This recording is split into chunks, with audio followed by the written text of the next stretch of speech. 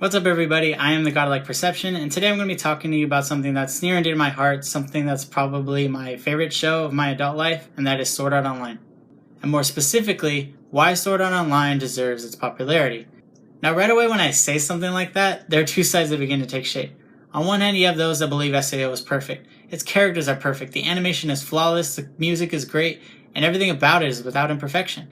And then there are those that can find nothing good to say about the series. The characters are flawed, the story sucks, the harem is annoying, and the whole thing is vastly overrated. Now while I don't agree with either extremity, I kinda do want to focus on the hate for a bit. Sword Art Online? Swords! Sword Art Online Season 2? Guns! Hi, I'm Incest! Sorry, Incest, I'm not really interested right now. How the hell did he get so overpowered? Psh, I'm not overpowered. Now before I get into why I have a problem with this, I want to start off by saying, look, I can take a good joke. I love the anime Sin series they did for Sword Art Online. I'm a huge fan of the SAO Abridged series because they don't promote an absolute hatred for it, that anyone that watches it is somehow a lesser person for it. They take the noticeable flaws and present them in a humorous way to which you tell yourself, oh yeah, like that was actually kind of dumb.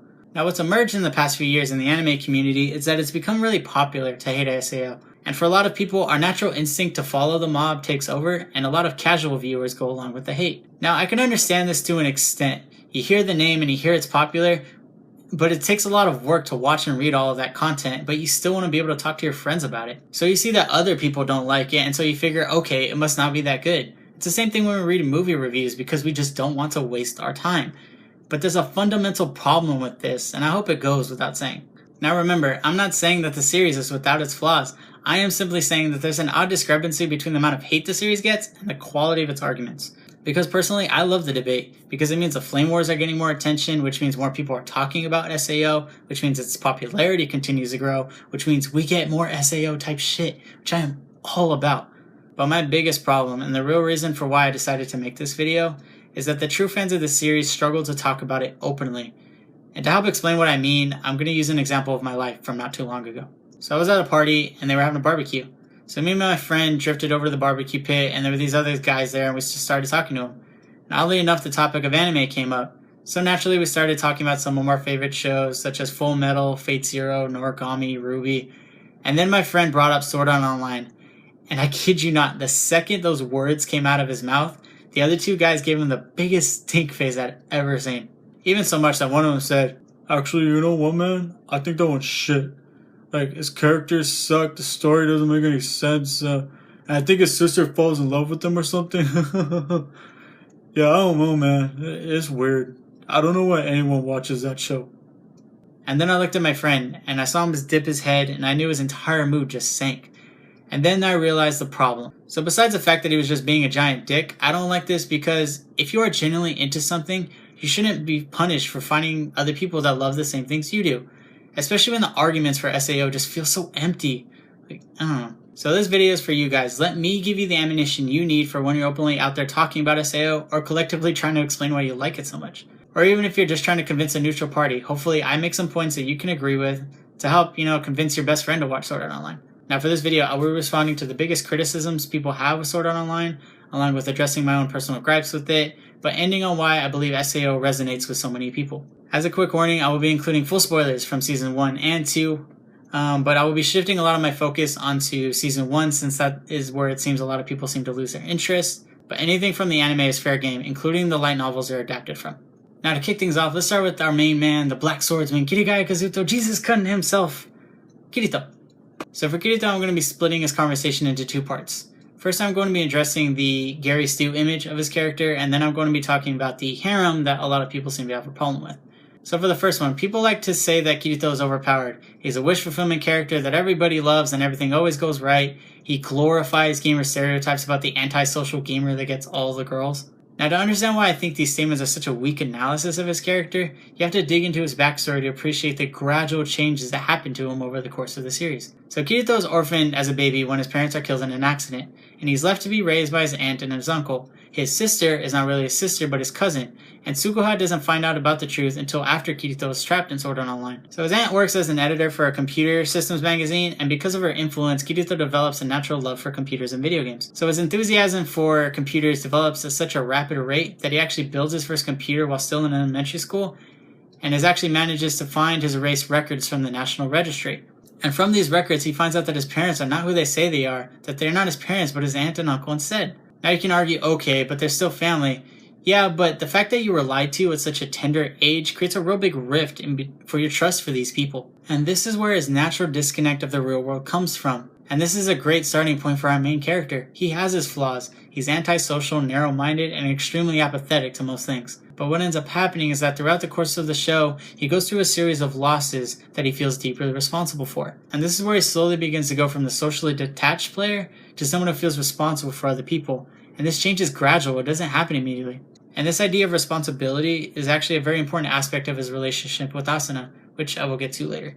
There also seems to be an issue that he's higher level than most players, even though he's a solo player, which I guess doesn't really happen in MMOs. Now, I don't think it's that far stretched to believe that he can be of higher levels. Thanks to the success of World of Warcraft, there's been a huge influx of MMOs in recent years. It's not that hard to believe that any existing game, or even a game like Sword Art Online, can implement a system for solo players to earn their fair share in a game if they're good enough. Plus, he even comments in the first arc that playing solo is convenient, but way less efficient and way more dangerous, which makes perfect sense for his character, right?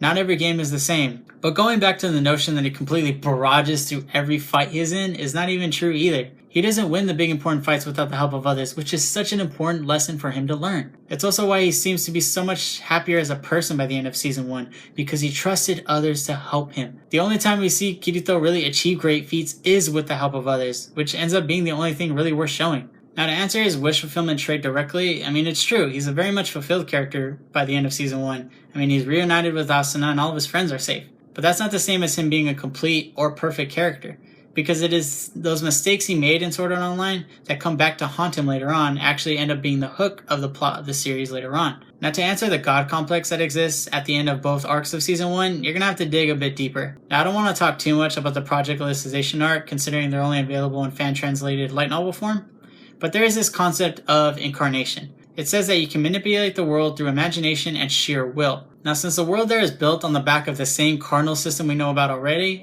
I'm pretty sure it's fair to assume that the same idea works here too.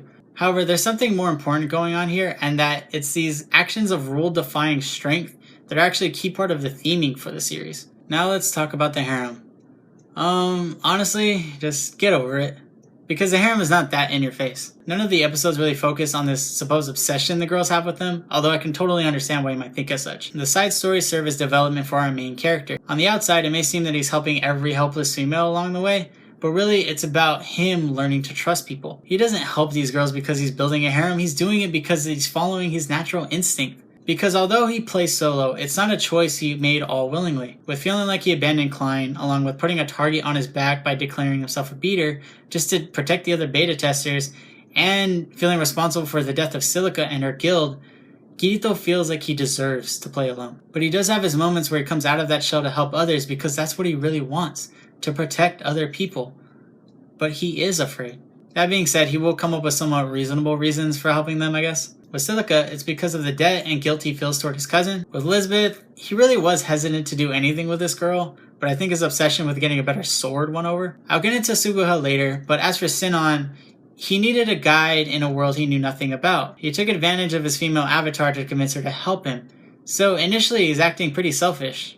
Nothing weird there. But that's the thing, he's too socially awkward to even realize the impact he's had on these girls, and yet you're telling me he's perfect? He's a friggin' 16-year-old teenager who's obsessed with being good at video games. He doesn't have the capacity to give these girls the time of day romantically.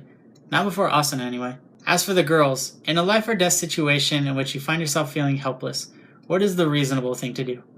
Follow behind those that display strength. It's not that far a stretch to believe that these girls are attracted to him because of his strength and his determination to help others. Because for Silica, Lisbeth, and Suguha, they confuse infatuation for admiration, which is actually something that happens pretty often at that age. Suguha's situation is a bit more complex, but I'll get into that later. And with Sinon, she doesn't display any clear signs of infatuation. If anything, what she feels for Kirito is respect, and probably by the end of GGO, probably a whole lot of gratitude. But the best part about it is that none of this becomes really annoying later on. They accept their roles and are all just fine being friends. So if you don't like it, I'm sorry that you don't believe in the idea of platonic relationships. Because for Kirito, there's only one girl on his mind at the end of the day, and that is Asuna. He doesn't enlighten the idea of infidelity because that's just not how he is, and especially because of the events they go through together. Speaking of which, let's move on and talk about Asuna. So with her, I'm going to be addressing a couple points. I want to talk about the problems people have with her character development and her relationship with Kirito. Now, she's considered one of the most neglected characters in terms of her development in the entire series. And while she starts out with an interesting premise and is clearly defined as an important protagonist for the series, we really don't see what it is that motivates Asuna. Another criticism people have is that she gets transformed from cool lead character to weak love interest for Kirito, and that by the time they're together, that she does nothing but hide behind Kirito for the later part of the first arc, and that a lot of her fun back-talking has kind of disappeared. Now, I agree with pieces of the argument here, but I feel like there's an answer to most of it. So Asuna's character and strength development is left out because of the time skips. We assume that she's had amazing endeavors, even though we really don't see them in the show. We get a sense of what she's like in the beginning, but everything after that is only highlights of her character after she's joined the Knights of the Blood Oath. So the best answer I can really give these people is to go back and read the original light novel for Ironclad, or to start reading the new Progressive series, which takes a floor-by-floor approach to the Ironclad arc. But for those that don't want to do that, let me explain to you why I think Asuna is actually pretty awesome a character. So what's interesting about her is in the beginning, she's so overcome by fear at the thought of dying in this world that she locks herself in a hotel room for 2 weeks, just praying that someone would save her. But once she accepts the reality of her situation, she then begins to recklessly fight without regard for her own life. In the anime, she mentions that she'd rather die still being herself than to lose to this world. But once she meets Kirito and they defeat the floor 1 boss together, she begins to discover that she does have this capacity for strength, that she can be part of the solution to beat the game and go back to the real world. The problem then emerges that she becomes obsessed with this idea, that the purpose of anything you do in this world should only be to clear the game. But as we know, once she becomes close to Kirito, she realizes that all along she has been longing for something that feels real in this virtual world. And that's what's so great about their journey in the start, is that they are two very different people with their own set of character flaws. But as they progress together, it all culminates into this relationship that is built on trust and each other's strengths. So now starting to talk about their relationship, the important thing is that Asuna doesn't fall in love with him immediately, because the asshole abandoned her in the beginning. In fact, she even refuses to let him back in until what we assume is much later. And even then, we can assume they've been in plenty of fights leading up to the Attack in the Safe Zone episode,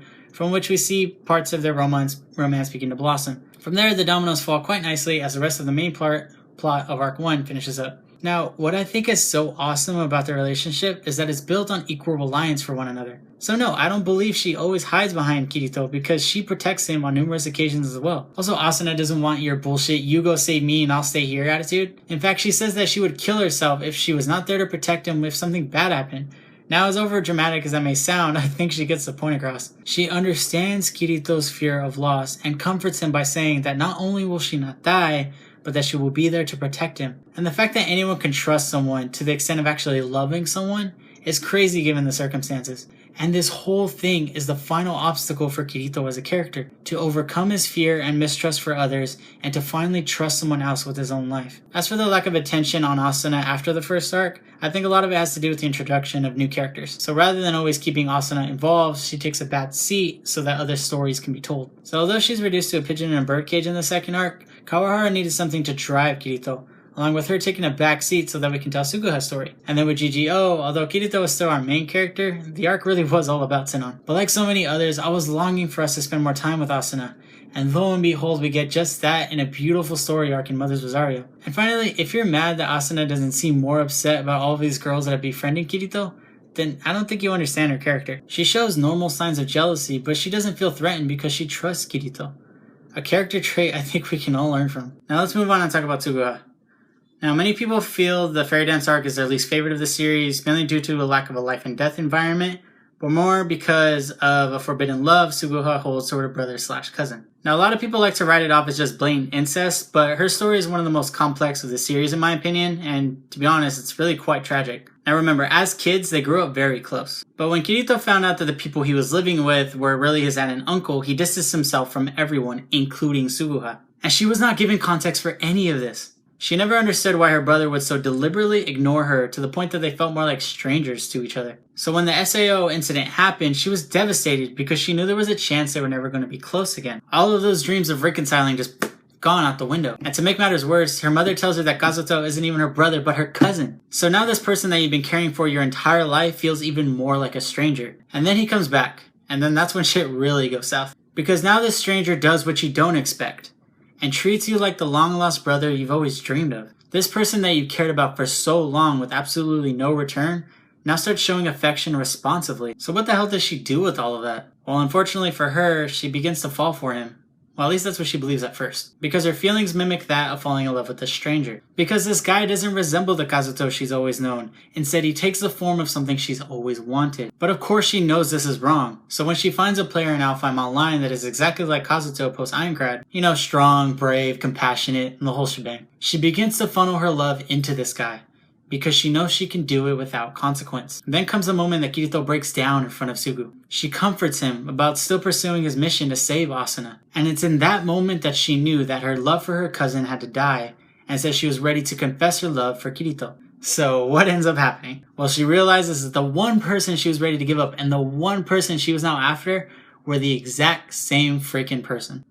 Wow, that really fucking sucks. To go through all of that pain and planning just to have it blow up in your face. But ultimately, it is Sugu's own strength that pulls her through this. She finds the clarity to see that it is her cousin's happiness that means the most to her. And in that final aerial battle, she puts her feelings aside to fight alongside him one more time. Now you understand that this story was never about incest, but the story of a 15-year-old girl whose feelings led her astray, only to have her recover completely on her own and build their family relationship going forward. So the last criticism I'm willing to address is actually one that I agree with most people, and that is the terrible pacing and time jumps that take place, especially in the first arc of Season 1. At first viewing, the pace of the show appears way too fast. We have these time skips of weeks and months at a time, and we see that our characters have grown, but we don't have any context as to what they've been doing. And the focus of the plot changes way too much for you to really get a sense of what's going on. And by the time we get a good footing going along the main plot line, it kind of just ends. Now, when I finished SAO for the first time, I found it odd that the pacing was so disjointed. That the only thing keeping the flow going was the appearance of our main characters. But when I learned that they essentially crunched 4 novels into a 25-episode season,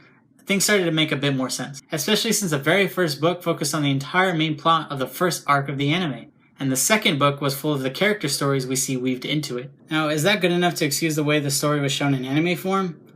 For me, kinda. Although I could have approached the retelling of the material differently, all of the plot elements are still there to tell a really intriguing story. And in the end, I think the anime succeeds in that regard. The boss fights are awesome to watch, the intimate dialogue hits when it needs to, and if you're paying good enough attention, you should be able to follow along just fine. Yes, the shift in focus from episode to episode is a bit shrill, but the theming is still there so you still feel like you're a part of this world, even if the storytelling isn't all that smooth. And the reason the pacing for Season 2 is much better is because it was presented in the way Kawahara had intended, without the time jumps. So really what I'm saying is, if you haven't already, read the light novels. Now I'm going to get into a few of my personal gripes with the series. Now, there aren't a whole lot of them, but I do have a fair share just to keep myself honest about my analysis of the series. I love it to death, but the anime adaptation does have its flaws. Now, the first one for me is the existence of unimportant dialogue. And by that I mean dialogue that doesn't add to the lore of the world, or to the character development, or really anything having to do with the plot. And here's what I mean. You really think these taste good? Uh-huh. Since I came to this town, I end up eating at least one a day. I can't believe I'm out here all alone with this guy. This is getting weird. Going off of that first one a bit, I do have a few problems with the dub version of this anime. That being said, I don't put all the blame on the voice actors themselves. I think they did the best they could with it. It's just the word choice for the script they were given could have been better. But considering how they rushed to get these things out, I guess it makes sense. But guys, seriously. I'm going alone, and I'll probably die. Alone. No one will see me, no one will know. Nothing will be left behind. That's how I'll die. Come on, Asuna! Help me beat this sucker! I've been practicing too. Wanna know what? Huh? Nope, I'll keep it a secret. That is so not cool. If I die in the game, I'll die in real life. Also, I kind of do wish the girls in the group had more of an opportunity to show off their skills individually, rather than kind of depending on Kirito. I guess they do some of that in the Caliber arc, but I mean, I don't know, I want more. I think all of his friends deserve more time in the limelight, even if Kirito is our main character. Going down the list a bit more, the fan service is still kind of annoying, there's some anime tropes that are still in there, but I think these things are more evident in other shows, and they don't take away from my experience of watching SAO. In reality, I think people's biggest disappointment is in the potential of the show that isn't really reached. It had really high expectations and showed a strong premise, but the anime didn't do what people wanted it to do, and they didn't take to that very well. So rather than look at it a bit more critically, they chose to write it off for not being what they wanted. But if you rewatch it and or read the light novels, I think you see that they still managed to tell plenty of interesting stories. Now let's talk about the fun part. What I love about Sword Art Online and why I think it resonates with so many people. Wow, where do I start? I think my favorite thing about Sword Art Online is its characters and its themes. See, although escaping the death game was the entire plot of the first arc, it's not really what the series is about. Instead, it plays around with the question of what the difference really is between a virtual world and the real one. It asks very thought-provoking questions about where we're headed in the future. Can an incident like this really happen? Is planning for a virtual future already happening? And can something as obscure as the human will truly transcend into the virtual world? Kawahara presents these questions on the human condition in a very real way, by taking the results of a truly extreme circumstance and then uses that to tell stories that question what it really means to live. Let's use Sinon and Kirito as quick examples. Sword Art Online deals with the topic of PTSD in a very interesting way. For Shino Asada, she creates a different persona of herself known as Sinon in order to deal with her issues, which is actually something that happens in real life. People do this. And then for Kirito, he's haunted by the memory of killing people while trapped in SAO. He questions his own morality, and although other players chose to abandon their values in a virtual world, he refused to do so because he imagines a future in which they're one and the same. But both Kirito and Sinon must learn to forgive themselves if they are to take what's happened to them as a way of making themselves stronger. While we're on the topic of Kirito, I think it helps to have a character you can relate to.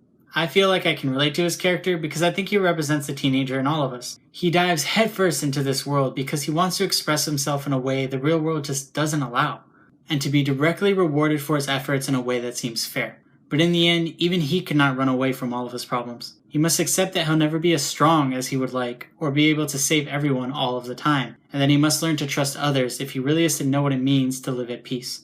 Now shifting gears a little bit, I want to talk about what I like about the anime from a technical standpoint. A lot of these points have probably been made before somewhere, but I can't understate their value. The visual backdrops are gorgeous to look at, and the boss fights are shown in a very fun, cinematic way. And A1 Pictures' attention to detail really is impressive here, especially in the sound design and animation. The score by Yuki Kajira is of high quality, although maybe not my favorite of her works, but the music fits really well for its setting. It inspires when it needs to, sets the romantic mood when it needs to, and is dramatic when it needs to be.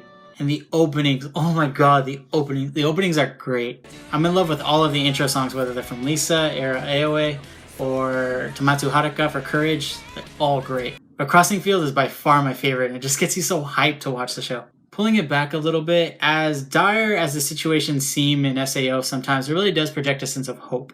That if you're there for others, that they'll in turn be there for you. That it's okay to be afraid when life isn't going the way you want it to, because there's always light at the end of the tunnel.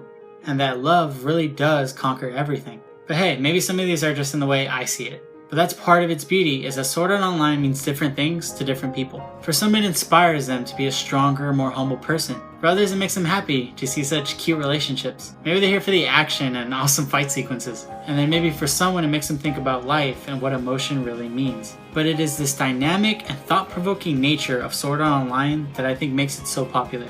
There is something for almost anyone here. And if you love it, please don't be afraid to show it. Because trust me when I say that you're not the only one. That's it for me, everybody. Thank you for watching. Once again, I am the Godlike Perception. If you have any questions, comments, and concerns, please leave it down below. If you liked what you saw, please shoot me a like, share it around if you also liked it. This video took a long time for me to put together. I've really started to question at one point why I was doing this. But really, if you love Sword Art Online, this video was for you guys. And with that, I'll leave you with this. I only need one miracle. Can you not hear me call at all? Until the day I'll keep screaming your name.